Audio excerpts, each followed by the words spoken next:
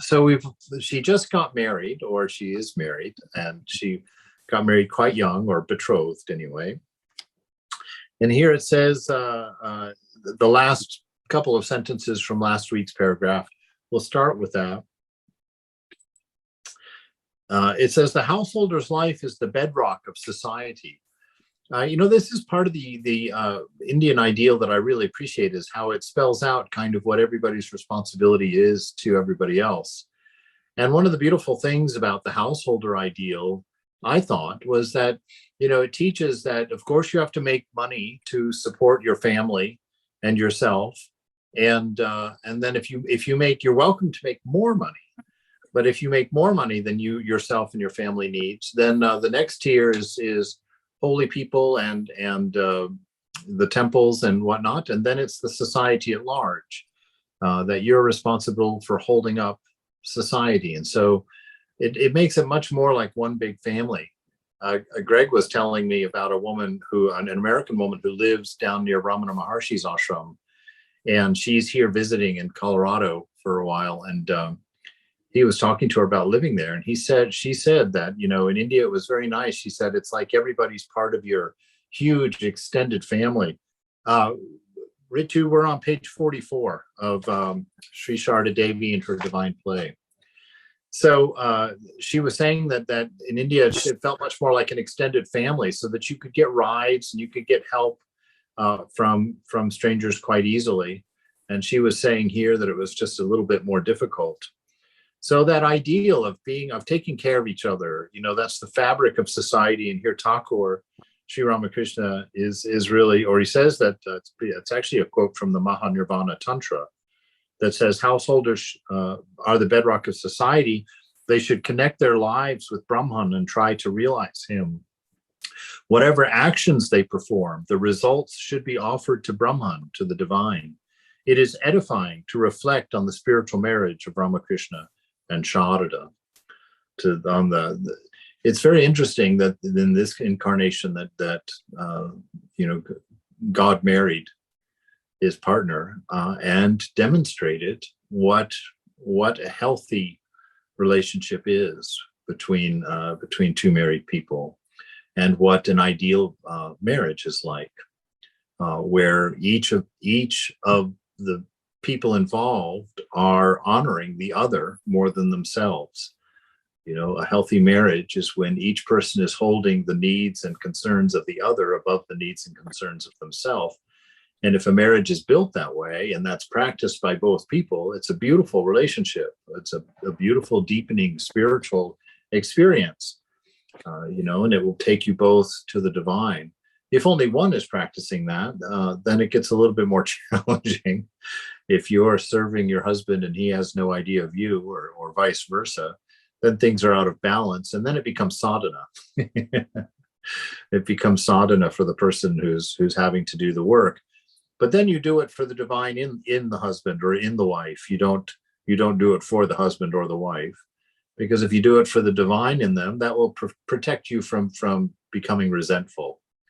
If you do it as part of your service and part of your love of God, then that works. If not, if you're doing the other person and they don't reciprocate, then the problem becomes one of you resent them, and then ultimately they resent you because they feel indebted, and that makes them cranky, and on and on. So we can see in Sharada and Sri Ramakrishna the ideal, where he worshipped her as the divine mother and she served him as the incarnation of the age. They just had this unbroken love and reverence for one another.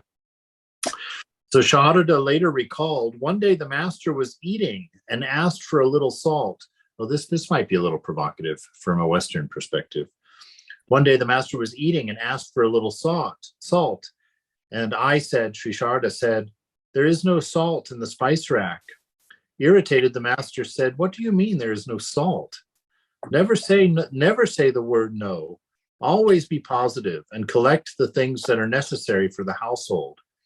When my mother visited Karmarpur, the master received her cordially and asked her to make some pickle for him. So this idea now, there's several ways you could take this. I'm encouraging you to take it in the best of ways. because he was teaching Sharada. As you know, Sharada was very young and had not grown up yet. And so the master was taking on sort of a role of training her and helping her to get her bearings straight and how to manage things around the temple and to manage things in their household. And yeah, I like this separate little lesson here of never saying no, of staying positive in yourself. You know, just even today, I was having just kind of a tough mental day in the morning. A lot of my old samskaras of this kind of harsh thinking on myself was kind of playing around. And I was surprised when I became aware of it and just went through my little routine of that I've kind of come up with for overcoming that. How quickly it dissipates, because really our moods and our conditions exist in thought, and the thoughts only stay powerful as long as we're attached to them, as long as we keep them in there as if they belong there, or we think that somehow we're subject to them. But in this, you know, Thakur is reminding you that you are not subject to these things.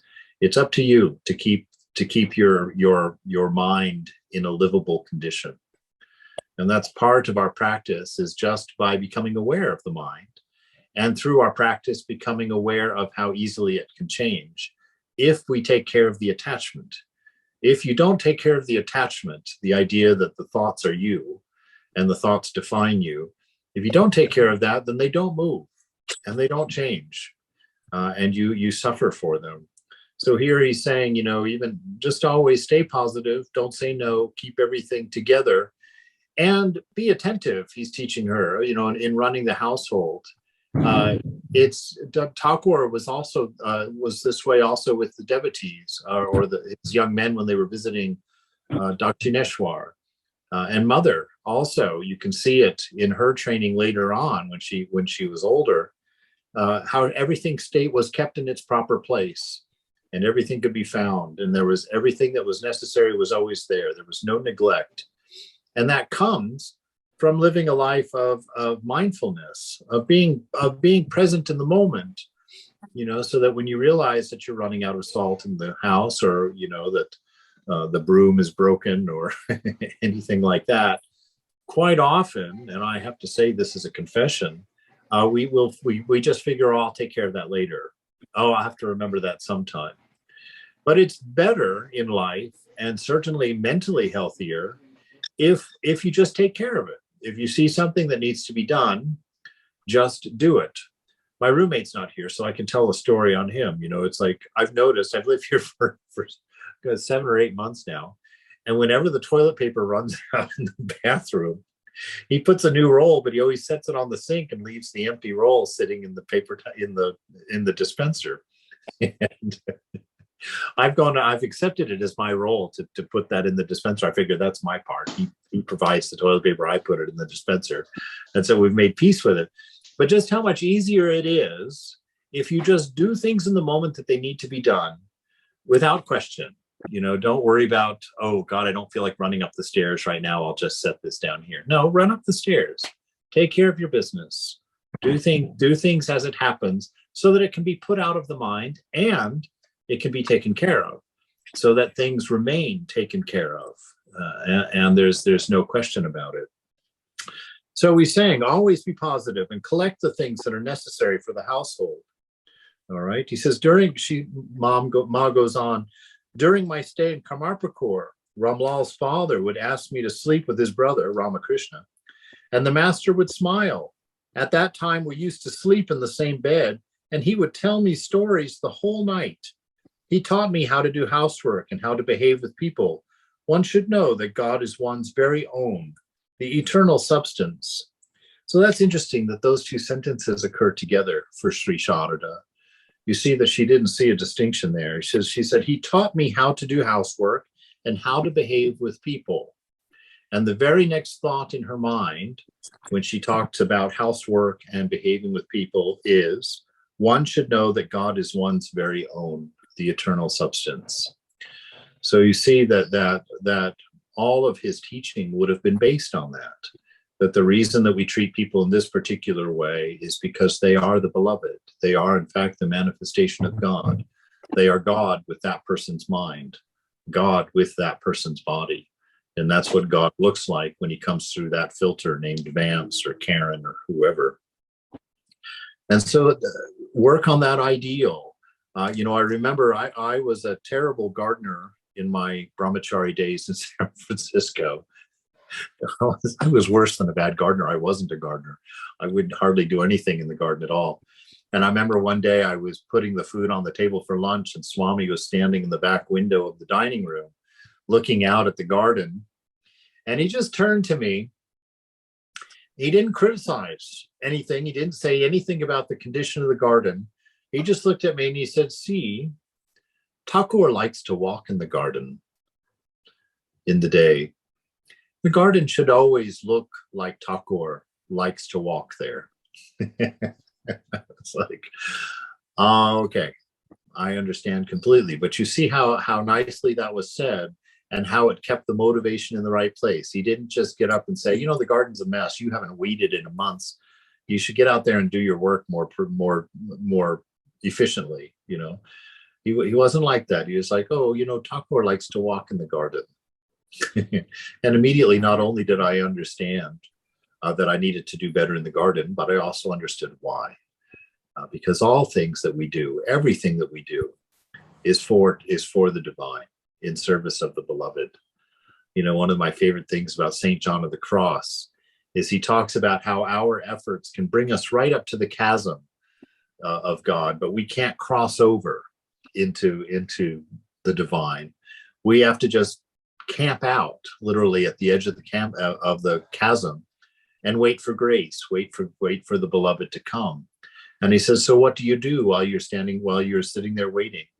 He says, you build your kutir, your room where you and your beloved will meet when he comes.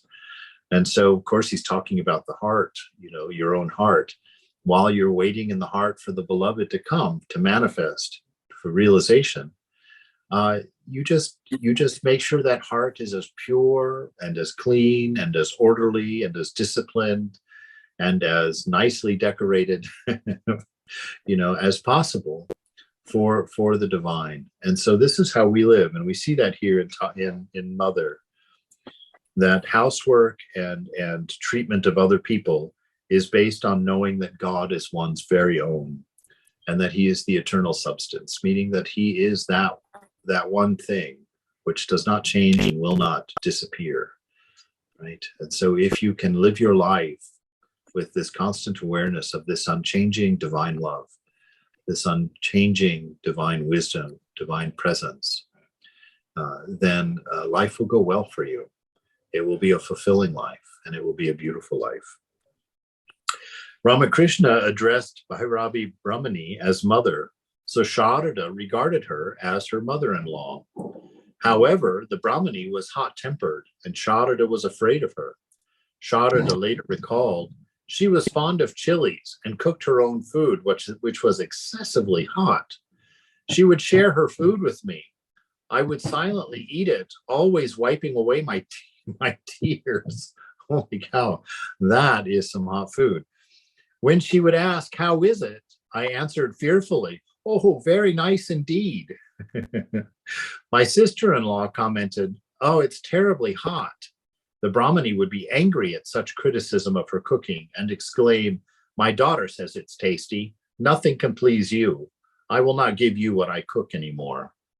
This is such a scenario. If you want to know what ego looks like, this is what ego looks like. This is how it is. Now, I'm not criticizing the Bhairavi here. I'm just saying, imagine if you find yourself acting this way, you can know that you're not coming from the place that Sri Sharada just mentioned, where God is your very own. If you're asking a question for information, take that information and take it positively. If you're asking that question to get a compliment, don't ask the question. If you're answering that question just to be patted on the back, don't do it. Because then if you get a response like this, you're not going to answer graciously. The ego is going to protect its space, and it's going to attack. It's going to be negative. And so know that if you feel the sense of offense or being irritated, it's very helpful always to know to say to yourself, when you feel irritated, remind yourself, only egos can irritate and only egos can be irritated. You know, it's a wonderful thing to be aware of, you know, because like we've talked in the past, when you feel that this kind of agitation or this kind of annoyance, it's a favor to you. It's a service to you from the divine. And I know that sounds like eye rolling, like, oh, that's an interpretation. But in reality, it's a favor to you, because what Mother is doing is putting her finger right on your boundary. She's showing you, look, this is where your ego starts. This is where you need to pay attention and surrender to me, because this has to go. And so when you feel that irritation with people, when you feel that impatience with people, when you feel that kind of retorted anger toward people, catch yourself, stop yourself, and remind yourself, only egos get angry. Only egos cause anger, you know, and know it. And then go and think about where that boundary is, and imagine that boundary extended, you know, or removed, and do it by remembering that everything is your beloved, and that he is your very own, she is your very own, and that there will be no end to that. And let that expand your boundaries, expand your limitations. The Brahmani became very jealous of Sharada because the master was paying attention to her. Okay, well, maybe we will criticize her a little bit. So she's becoming jealous because somebody's getting what she wants. And that also is egoism. Egoism is always metering out, am I getting what everybody else is getting?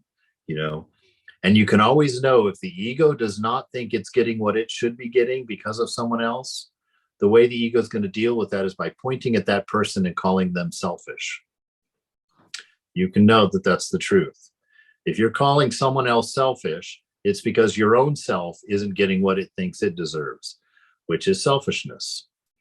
And so that's another buzzword. If you find yourself calling other people selfish, know for fact that Mother is trying to get you to learn something from your own mouth, from your own mind, and just immediately put your attention on them. That's all that has to be done, because none of us wants to be selfish. And when we realize that we are being selfish, that attention alone will be enough. So the Brahmani became very jealous of Sharada because the master was paying attention to her.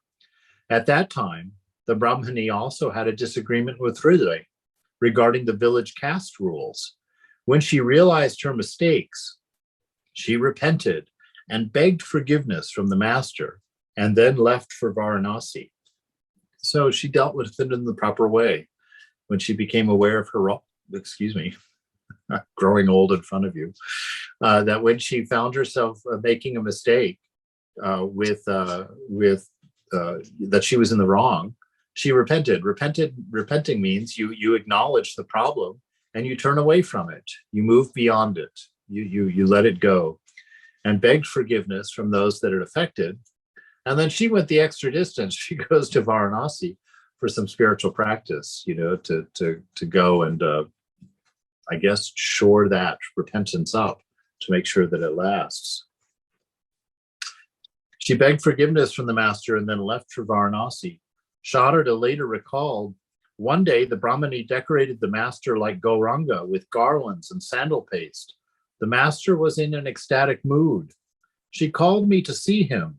As soon as I went there, the master asked, "How do I look?" "Wonderful," I said. I then bowed down to him and left. One day the Brahmani left without informing anybody. So she took off on her own. But you see that Sharada lived in fear of this woman and wasn't comfortable around her. But Sharada didn't feel slighted by this kind of treatment. That she saw her own husband having been decorated by this other woman who was already jealous of Sharada's relationship with Thakur. And the woman's asking her, well, Thakur asked, how do I look? And of course, Sri Sharada just, you look wonderful, and bows down, bows down. That is the Divine Mother. There is just no ego there. There is no self that she serves besides the self in everyone. So you see this. You see where she says that, if you look for the faults in others, you're going to suffer. See your own faults. Pay attention to your own inner world and fix that, and then you won't be so inclined to see faults around you.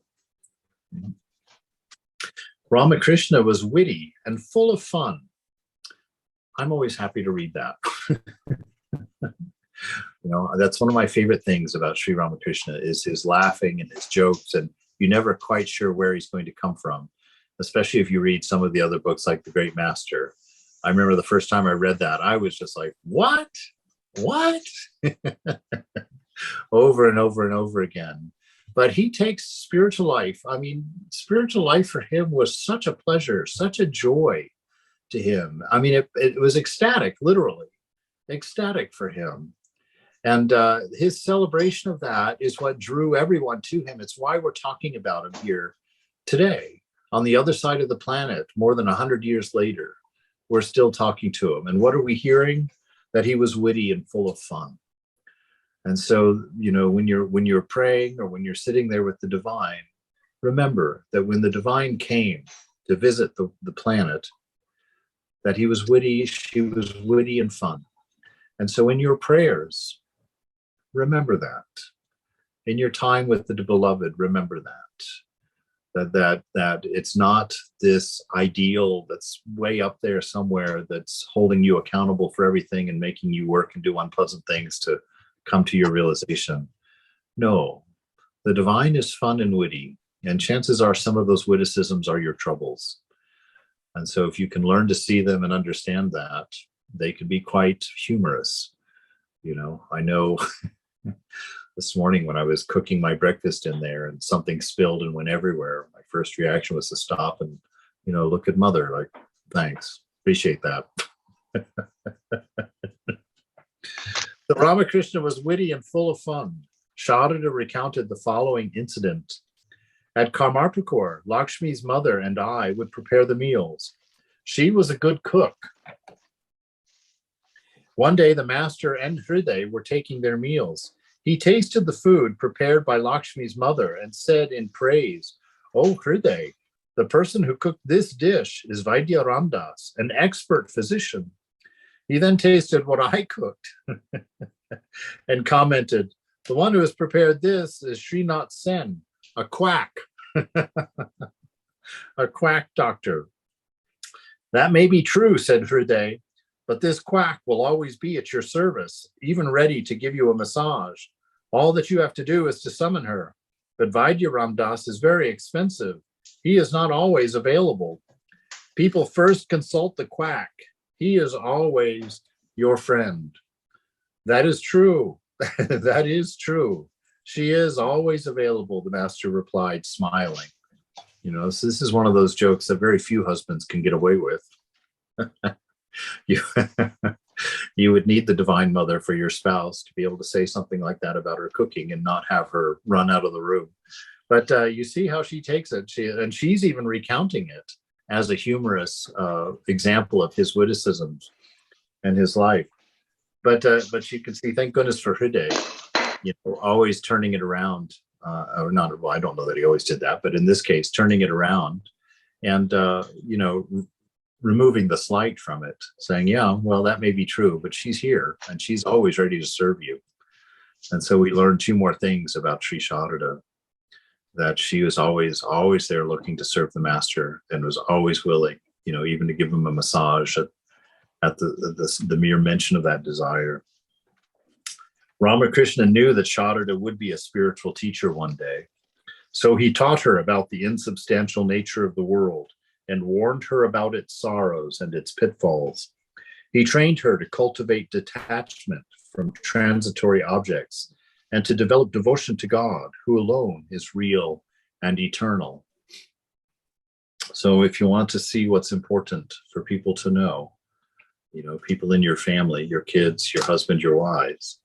This is the things they should know, that the insubstantial nature of the world is always one of the first things we have to know, so that we're not ruled by it, so that we can cease desiring the things in it, because we can know there's nothing to take with us. There's nothing to be gained from it. This world is like a dream in that way. In the dream, you can build a house, but you're not going to have a house in the morning from your dream. So in this dream of this life, have fun, see the beloved everywhere, know it to be unreal, but know that it's the nature of a dream. It's mind stuff. All these objects, all of these colors, all these smells, all of these sensual things, they're just constructs of your mind. They're just descriptions of the glory of the beloved. They are not things in and of themselves.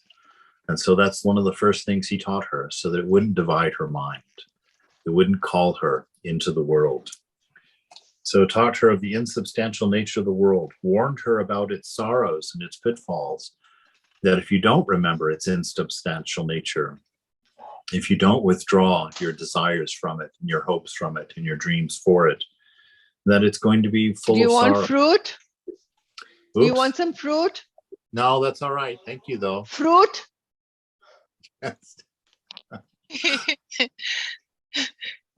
All right.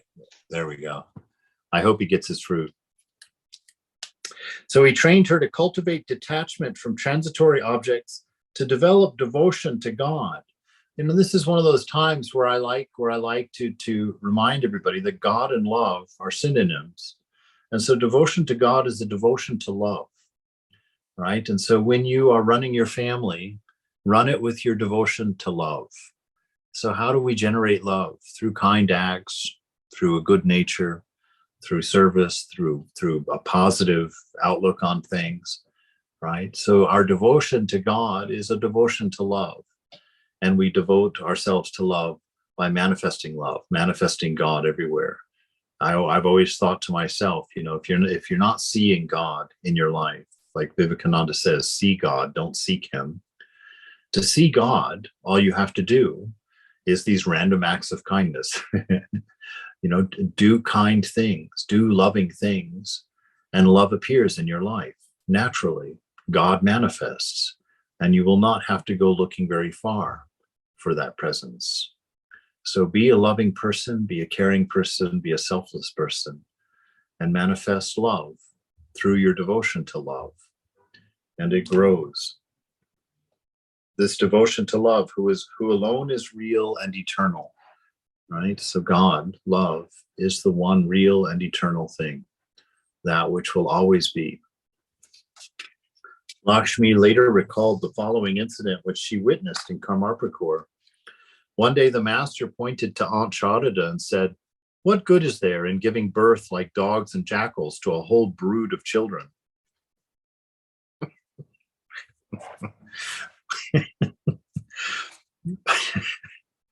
I laugh because normally we're so reverential toward that idea, toward family and children. And here it's like, what's the use of breeding like a bunch of dogs and jackals and having a whole brood of children? You raised your young brothers and sister tenderly. You witnessed how deeply your parents lamented when the two of them died, and you also grieved for them.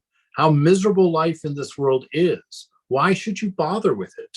Without any such trouble, you look like a goddess now and will always remain a goddess. One morning, the master was brushing his teeth with a twig and the aunt was mopping the mud floor, mixing mud and cow dung with water. Pointing to aunt, the master jokingly said, "Bedecked with jewelry, you may dance and sing at the rice-eating ceremony for your son, but you will fall on the ground crying when he dies." Hearing the master harping on death, Aunt Sharada asked gently, "But do they all die?" You see that guilelessness there. My goodness. Perhaps the master felt that Aunt had an innate longing for motherhood that is present in all women. At once he loudly called out to the other ladies, "See, I have stepped on the tail of the cobra." Good gracious, I often said to myself, she is such a simple soul, unaware of the ways of the world. But see how much she keeps inside her. Did you hear what she said? Do they all die? Aunt ran away, embarrassed her. But look at that guilelessness, look at that sweetness inside. But look at the master, boldly teaching, really getting her to see, that her longing for children in that way was an attachment, and that attachment would cause her great suffering and pain in this world. And he knew that she was going to be a world teacher. He knew that she was the incarnation of the divine as the beloved mother. And so he knew that her love could not be particular like that it could not be to relatives based on a body, that it had to come from spirit. It had to come from who she was in herself. Otherwise, it would not be able to be received by humanity at large. And you remember that he told her at one point, he says, you want children, don't worry. One day you will have so many children, you will not know what to do with them all, And each one of us is one of those promises to Sri Sharada, that we are the divine children of Mother, and that she's brought us here, and she's brought us together. And even in these things, though I get to mouth the words, it is Mother sharing these thoughts with us, her children, her beloved children, because she learned and she knew that her children were children of the Spirit, and that her devotion was to us and to the divine within us. Once a religious play was being performed in a neighboring village. Sharada and the other women of the family wanted to see it, but the master would not permit them. The ladies were hurt. The master consoled them, saying that he would see the play and recount it to them. After seeing the play, he returned home and reenacted the whole show in a minute detail. He had a sweet musical voice, a remarkable memory, and a wonderful talent for acting. The ladies forgot their disappointment as they enjoyed his performance. People generally think that a spiritual person is supposed to be austere and serious, but Sharada always saw her husband free and frank, happy and cheerful. All right. So that's what he was teaching her to be. So it's very nice to see that he treated her in the same way. So her husband, let's take a look at these qualities. Free and frank, free, which means everything came from love. Everything was motivated by love. Anything motivated by love can be done freely and fully. There's never a question about its appropriateness. So he was free and frank, which means very honest, very straightforward. He wasn't a person who was calculating his words to get reactions or to get particular ideas about himself across. He was just being honest and frank, upfront, very direct. And we see that in the way that he spoke about children just recently, and how he was warning her about the sorrows of the world, but that he was happy and he was cheerful, and this is one thing I always remind myself, that if you're living life in the Spirit, if you are in fact doing your practice sincerely and earnestly, that happiness and cheerfulness are natural manifestations of that. Because it's not just for a philosophical ideal that we're taught that our nature is ananda, that our nature is bliss, which is the root of happiness, the root of cheerfulness. Happiness and cheerfulness are an expression of that bliss within.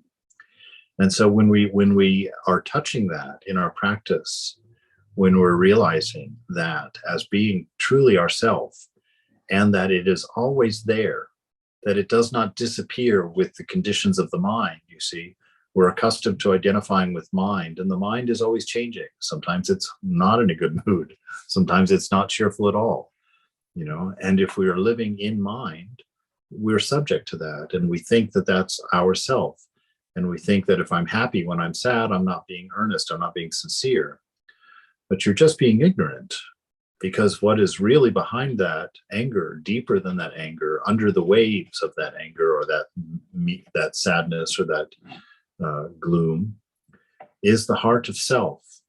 And that heart of self is in bliss, even at that time. And so when the mind gets into its gyrations, always remember, it's not you. The thoughts do not belong to you. They're not generated by you. It's the wheel of samsara running around, just rolling down the hill of your karma. And you can stand to the side and watch it roll. That's You can give yourself permission to touch the bliss that's deeper than the pain of mind, deeper than the suffering of mind. And you can go there at any time. It is always available for you.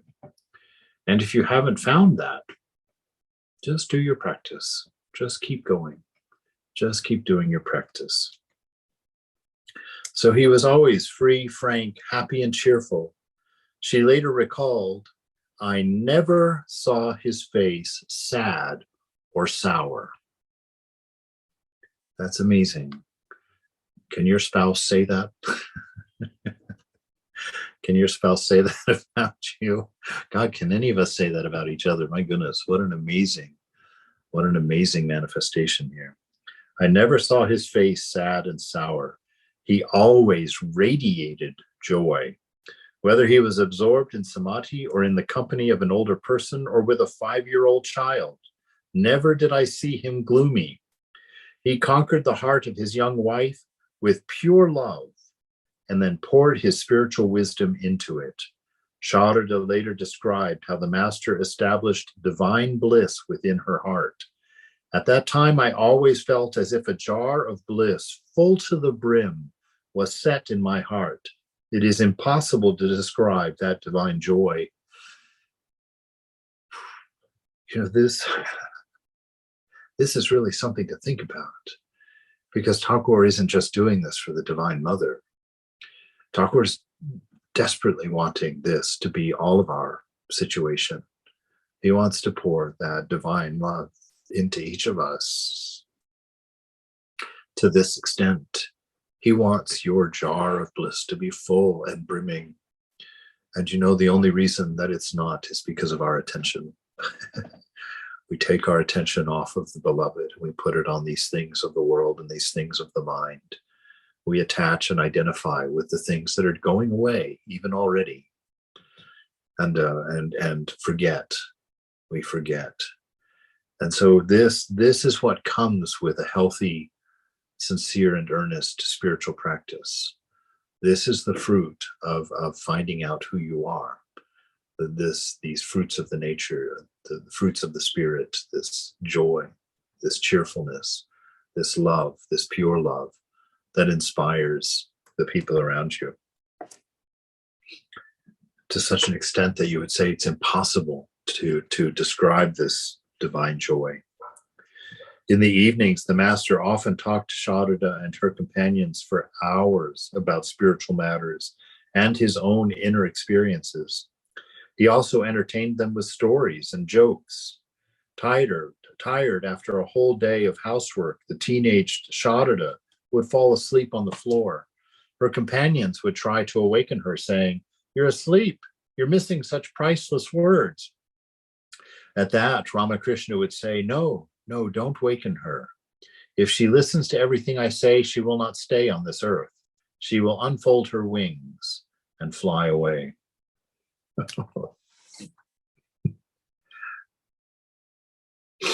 Later, Sharada recalled her days in Kamarpukur. After my marriage, I stayed mostly in Jairambati. When the master visited Kamarpukur from Dakshineshwar, my mother-in-law would send someone to bring me there. I was then a little girl, and I did what they asked me to do. They taught me how to serve my mother-in-law and my husband. My mother-in-law loved me deeply. In the evening, many men and women of the village would come to the master to listen to his talks and to his singing. He would talk about God or tell humorous stories, and sometimes entertain them with singing. Sitting in a corner, I would listen and then fall asleep. If someone would try to wake me up, the master would say, "Don't, let her sleep." So he had a deep appreciation for her service, and he saw how much she gave, and he was protective of that. It's a beautiful relationship, a beautiful ideal that's not presented as something to shoot for, but presented as a reminder of what you are and what your relationships are when you are being true to that nature, when you're being true to what you are. So it's not something to aim for. It's something to allow yourself to be. Allow yourself to be cheerful, allow yourself to be giving, allowing yourself to be caring, allow yourself to be without ego and without concern of your own body and mind within a healthy way. Of course, the body's a temple, so we take care of it accordingly, but it doesn't become our priority over others. Sharada had great love and great respect for her husband's family members because they were deeply spiritual. Although she never met her father-in-law, Chudiram, or brother-in-law, Ram Kumar, and his wife, Sarvajaya, she would later praise them. My father-in-law was a pious and spirited Brahmin. He never received gifts from anyone. He even prohibited his people from accepting any gift brought to his house in his absence. But as regards my mother-in-law, if anyone privately made a gift of food to her, she would accept it. She would cook it and offer it to Raghuvir, the family deity, and then give it to others as prasad. My father-in-law used to get angry if he happened to find out about it. He possessed burning devotion. The Divine Mother Sitala would walk with him. He had a habit of picking flowers in the early hours of the morning. One early morning, he went to pick flowers in the garden of the Lahas. Then a girl of 9 or 10, Mother Shitala, came and addressed him, saying, "Father, come to this side. There are many beautiful flowers on this branch. Let me bend the branch down so that you can pick the flowers." He asked, "Who are you here at this time of day, my child?" She replied, "I belong to the Haldar family." He was so deeply spiritual, and for that reason, and that is the reason God was born into this family. So God comes down from Vaikuntha, the heavenly abode of Vishnu, to where the devotees call him. On the night of Kojagari Purnima, the full moon night in autumn, Lakshmi, the goddess of wealth, comes down to the earth from Vaikuntha. She visits and accepts the worship of those people on whom she wants to bestow her special grace. In Kamarpukur, my mother-in-law saw the goddess Lakshmi as a fair-complexioned girl of 14 or 15, adorned with earrings made of conch shells and diamond-cut bangles around her arms. She talked to my mother-in-law under the bakwal tree in front of the house. My mother-in-law asked, "Who are you, my dear?" Lakshmi replied, "I've just come here." My mother-in-law asked, "Have you seen my son Ram Kumar?" "He's gone to perform worship. It is quite late and he has not yet returned." Lakshmi replied, "Yes, he's on his way back with his gifts. I am now coming from that house to visit your house." My mother-in-law said, "No, my child, there is nobody at home. Please do not come now." Considering her to be a stranger, my mother-in-law repeatedly refused to receive her. Lakshmi then said, "All right, my gracious gaze will remain on your family." She then disappeared. Just see, their financial condition never improved to a great extent. Somehow they got by with plain food and ordinary clothing. My mother-in-law saw the goddess Lakshmi come from the direction of the Lahas granaries. My brother-in-law returned, and after hearing the story from his mother, he exclaimed, "Mother, you did not recognize that the goddess Lakshmi herself came? Today is Kojagari Purnima, the day of Lakshmi Puja." He could foretell things and verified this incident by astrological calculations. Wow. What to say, being visited by the gods and goddesses. It just really brings your mind to how pure this family was. When you think even like in the mother of Jesus, also Mary, that the angels appeared and said that this would happen, these are coming, and that she also had these attendants. So this reality, is apparently all around us, but not all of us can see it. Not all of us can recognize Lakshmi at the door. But you see the grace of Lakshmi too. Even not being let in, she gave her blessing to the family and said, "I'll keep my eye on this family." The wheel of time is always turning. Indeed. The wheel of time is always turning. Every union ends in separation. After spending 7 months in Kamarpukur, Ramakrishna left for Dakshineshwar and Sharada returned to Jairambati. Sharadananda wrote about the transformation that took place in Sharada after living with her husband. By the time the master left Karmarpakor for Calcutta a few months later, Sharada was endowed with an infinite wealth of joy that she carried back to Jairambati with her. We can easily guess that this blissful experience had effected a transformation in all of her movements, in all of her speech and conduct, and in how she worked. But it is doubtful whether ordinary people noticed this. She was now gentle and not fickle, thoughtful, not impertinent, and her love was not blinded by selfishness. Moreover, her experience had eradicated all kinds of worldly desire from her heart, made her infinitely sympathetic to the pain and suffering of others, and gradually transformed her into the embodiment of compassion. I love these lists. These are so insightful for helping us really in our devotion to grow and allowing ourselves to love with the love that's appropriate in these relationships. That you see here, she's separated from her husband, going back home again. And after having received so much love from him, such a pure love, you would have thought that sadness would have been her lot, that she would have cried her way home, at the separation. But it says that she went she went back with this infinite wealth of joy.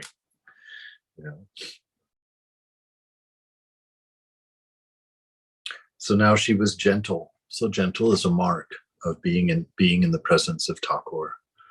Gentleness in our nature. Not fickle, meaning our yes is our yes and our no's are no's. We're people of integrity. Our thoughts, our actions, our words are always in alignment. That's where this kind of trust and this kind of love can dwell. She was thoughtful and not impertinent, and her love was not blinded by selfishness. You see, this is why I say it's not an ideal that we're shooting for. It's what we are that we're shooting for. And the reason that we don't come across in the way the master came across is because, unlike him, we have developed an ego that we cherish, an idea of self that's a body and a mind, and we're always looking to take care of that body and mind. And by taking care of that body and mind, we neglect other bodies and other minds. And that's how love gets blinded. That's how we become unaware of our nature. That's how we get lost in the world, and why not often are these things written about us. Moreover, her experience had eradicated all kinds of worldly desire from her heart. So I like that. Experience had eradicated all kinds of worldly desires from her heart, right? It's a lot of times when we read these things in the scriptures where it's telling us not to do this or not to desire that or not to go for that. We always think that we're somehow, getting something taken away from us, or that we're not able to choose something, that we go after something we really want or really like, as if it had a meaning. But you see, through experience, and this experience is discernment. By being fully aware and paying full attention to the nature of the world, we become aware that they can't give us what we want, and that anything that we think it's going to give us is going to end in disappointment and hunger, because we'll go there to get fed, and it won't feed you. It won't give you what you're looking for. And don't wait. Don't wait until the last hour of your life to know this. Know this now so that you can be free, so that you can be who you are. Her experience eradicated all kinds of worldly desire from her heart, made her infinitely sympathetic to the pain and suffering of others, and gradually transformed her into the embodiment of compassion. So if you're ever afraid to approach the mother, or if you ever need that compassion, if you ever need that mercy, that forgiveness, that encouragement, this is how we know that you can have that from Sri Sharada Devi, the Divine Mother. Due to the influence of this inner bliss, she neither felt any physical suffering, nor was she disappointed if the loving care she gave to her relatives was not reciprocated. Why? Because she had already learned what we talked about earlier. that all of her service was to the divine.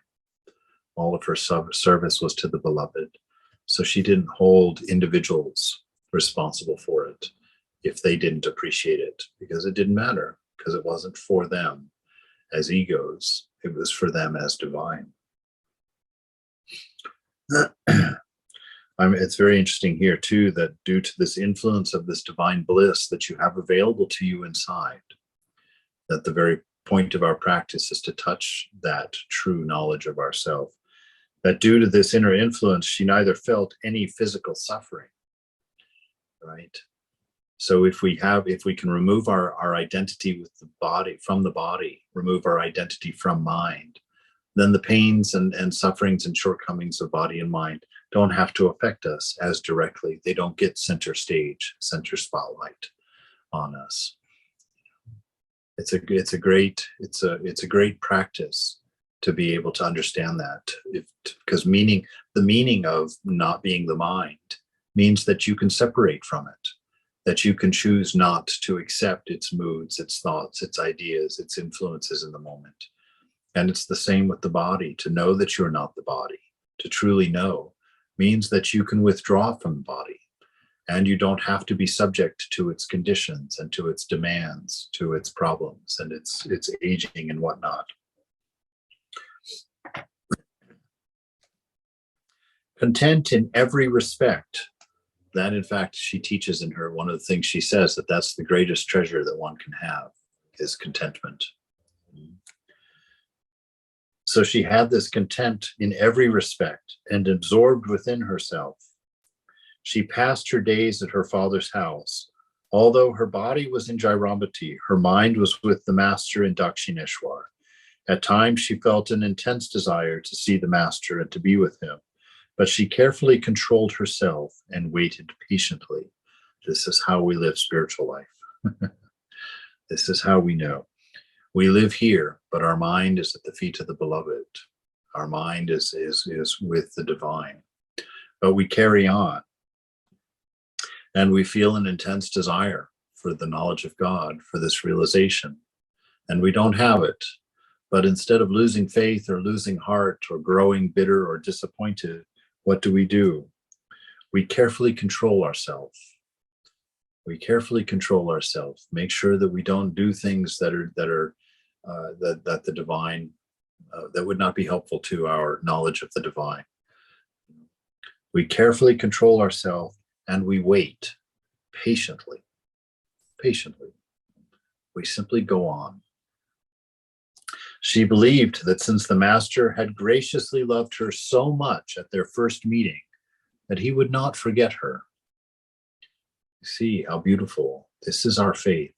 She's selling us this to share it with us, to know that we can have this same kind of faith, that the master has graciously loved us, is graciously loving us, that love is what is real, that love is what is permanent, and that he will not forget. All of the promises that I love to point out when we find these promises in the scriptures from the divine, that God will not forget them.